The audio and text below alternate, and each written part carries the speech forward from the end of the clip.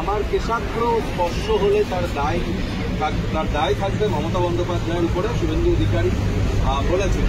মমতা বন্দ্যোপাধ্যায় যে প্রশ্নের জবাবে শুভেন্দু অধিকারী কথা বলছেন, ঠিক বলছেন, একটা সমাজ নিয়ে আপনি কথা বলছেন, তারা যদি আন্দোলনে নামে সবাই যদি কোনো মুসলিম সমাজের জন্যই মমতা বন্দ্যোপাধ্যায় বলছেন।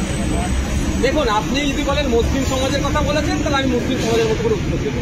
আগে আপনি ঠিক করেন কাকে বলেছেন, কাকে বলেছেন? আপনিও ছিলেন না, শুভেন্দু অধিকারী তো বারবার তো সম্প্রদায় নাম করে বলছেন। আমি প্রথম বলবো মুসলিম সমাজকে, আমার ধর্মীয় বিশ্বাস মুসলিম, ইসলাম ধর্মের আমি অনুসারী। এই প্রসঙ্গে ক্রমে আমি একটা কথা বলবো যে মুসলিম সমাজের মানুষের উদ্দেশ্যে আমার বার্তা, মমতা ব্যানার্জির এই কথাই কেউ গ্যাস খেয়ে যাবেন না, আমি অনুরোধ আপনাদের কাছে করি।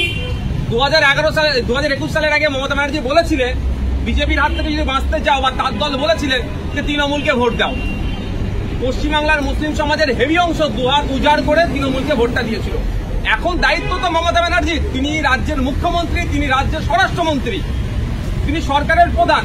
যদি যে কথাগুলো শুভেন্দুবাবু বলে বেড়াচ্ছেন সকাল সন্ধ্যা, মাদ্রাসা সম্পর্কে, মুসলমানদেরকে সম্পর্কে বাজে মন্তব্য করছেন, এর জবাব তো প্রশাসনিক মাধ্যমে নেওয়া দরকার।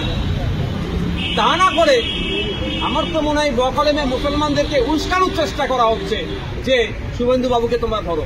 আমরা শুভেন্দুবাবুকে ধরার আগে আমরা ধরবো রাজ্য সরকারকে, আমরা ধরবো স্বরাষ্ট্রমন্ত্রীকে রাজ্যের, আমরা ধরবো পশ্চিমবাংলার সরকারের প্রধানকে। আপনি 2021 সালের আগে বলেছিলেন যে বিজেপির হাত থেকে বাঁচতে গেলে আমাকে ভোটটা দিতে হবে, আমরা বিজেপিকে রুখবো। তাই বিজেপিকে রোখার জন্য আপনাকে যে মুসলমান ভোট দিয়েছে, সেই মুসলমানকে সকাল সন্ধ্যা বিজেপি আর শুভেন্দুবাবু গালাগালি করছে, বাজে মন্তব্য করছে, তার বিরুদ্ধে আপনি আইনত ব্যবস্থা না নিয়ে আবার বকলমে তাদের মুসলিমদের খেপিয়ে তোলার চেষ্টা করছেন কেন?